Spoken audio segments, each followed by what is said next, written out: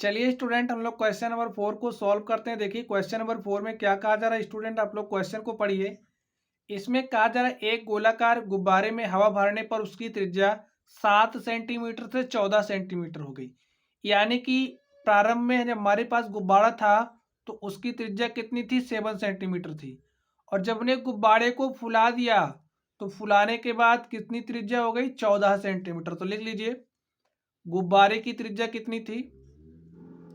गुब्बारे की त्रिज्या, जो प्रारंभिक त्रिज्या है, गुब्बारे की त्रिज्या, प्रारंभिक त्रिज्या, उसको हम R1 ले रहे हैं। और R1 कितना है, 7 सेंटीमीटर। और स्टूडेंट गुब्बारा फुलाने के बाद उसकी त्रिज्या क्या हो जा रही, लिखिए गुब्बारा फुलाने के बाद उसकी त्रिज्या, यानी कि हवा भरने के बाद, फुलाने का मतलब होता है हवा भरना। गुब्बारा फुलाने के बाद उसकी त्रिज्या बढ़ गई, उसकी त्रिज्या। और ये जो त्रिज्या है उसको हमने R2 लिया। R2 हमारा कितना हो गया, 7 सेंटीमीटर से 14 सेंटीमीटर हो गया। ठीक है, अब देखिए इस केस में जब गुब्बारे का त्रिज्या 7 सेंटीमीटर था तो इस केस में गुब्बारे का पृष्ठीय क्षेत्रफल क्या हो जाएगा, लिखिए गुब्बारे का पृष्ठीय क्षेत्रफल, पृष्ठीय क्षेत्रफल। तो स्टूडेंट गुब्बारे के पृष्ठीय क्षेत्रफल का फॉर्मूला क्या होता है, 4 पाई R²। तो यहां पर हमारा R1 है तो लिख दीजिए R1 का स्क्वायर। ये हो गया हमारे पास। तो यहां पर लिखिए 4 इंटू में R1²। R1 का वैल्यू कितना है, 7। तो 7 का यहां पर आप स्क्वायर लिख दीजिए, कुछ इस तरीके से हमारे पास। चलिए अब गुब्बारा फुलाने के बाद इसका पृष्ठीय क्षेत्रफल क्या हो गया, हम लोग इसको लिख लेते हैं। गुब्बारे में हवा भरने के बाद पृष्ठीय क्षेत्रफल, तो हवा भरने के बाद स्टूडेंट पृष्ठीय क्षेत्रफल क्या हो जाएगा, पृष्ठीय क्षेत्रफल का आप फॉर्मूला यूज करिए, 4 पाई R² होता है। तो यहां पर हमने 4 पाई R² लिखा। 4 इंटू में पाई R², R कितना हो गया, देखिए 14 हो गया है।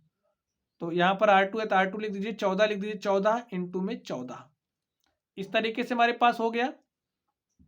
अब स्टूडेंट हमसे पूछा क्या जा रहा है, इन दोनों स्थितियों में गुब्बारे के पृष्ठीय क्षेत्रफलों का अनुपात, एक हमारी ये पहली स्थिति हो गई और ये हमारी सेकंड स्थिति हो गई।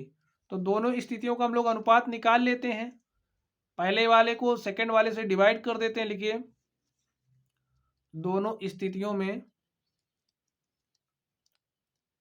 दोनों स्थितियों में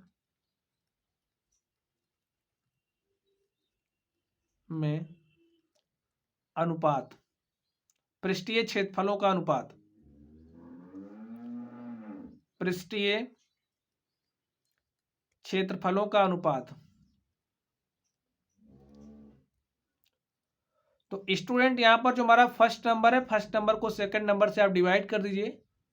फर्स्ट नंबर को हम डिवाइड करेंगे सेकंड नंबर से और तब हमें अनुपात मिल जाएगा। डिवाइड कर दिए, लिखिए फर्स्ट नंबर में देखिए क्या है, फर्स्ट स्थिति में 4 पाई इंटू में 7²। तो 7 का स्क्वायर करेंगे 49 हो जाएगा। यहां पर देखिए 4 पाई इंटू में 14 गुणे में 14। देखिए 4 पाई से 4 पाई कैंसिल हो जाएगा। यहाँ पर 7×7 = 49, 7 दूनी 14। यहाँ पर देखिए 7 × 1 = 7, 7 दूनी 14। तो यहाँ पर आप लोग देख रहे हैं हमारे पास क्या आ गया, जो फर्स्ट और सेकंड स्थिति है इनका जो अनुपात है कितना आ गया, 1। ऊपर 1 बचा, नीचे कितना बचा, 4। तो फर्स्ट और सेकंड का जो अनुपात है वो हमारे पास आ गया है 1:4। तो स्टूडेंट यही हमारे पास क्या हो गया, हमारा यही अनुपात हो गया। यही हमारा इस क्वेश्चन का सॉल्यूशन हो गया। तो माय डियर स्टूडेंट, इस तरीके से हमने इस प्रश्न को सॉल्व किया।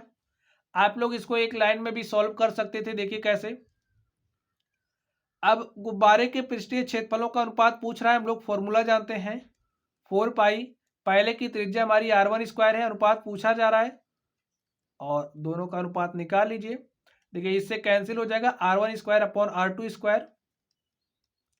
R1 का वैल्यू कितना है 7 इंटू में आप 7 लिख दीजिए और R2 हमारा कितना है 14 इंटू में 14, काट दीजिए 7 1 के 7, 7 दूनी 14, 7 1 के 7, 7 दूनी 14 और दोनों स्थितियों में अनुपात कितना है 1 और 4 का। तो इस तरीके से आप लोग तेजी के साथ सॉल्व कर सकते हो और हमने इसको सिस्टमेटिक ढंग से किया। तो चलिए स्टूडेंट आप लोग पढ़ते रहिए। अगर आप लोगों को कोई भी डाउट हो तो आप लोग कमेंट बॉक्स में कमेंट करना। वीडियो पसंद आए तो वीडियो को लाइक कीजिएगा, चैनल पर नए हो तो चैनल को सब्सक्राइब कीजिएगा। तो चलिए स्टूडेंट आप लोग पढ़ते रहिए। Thank you.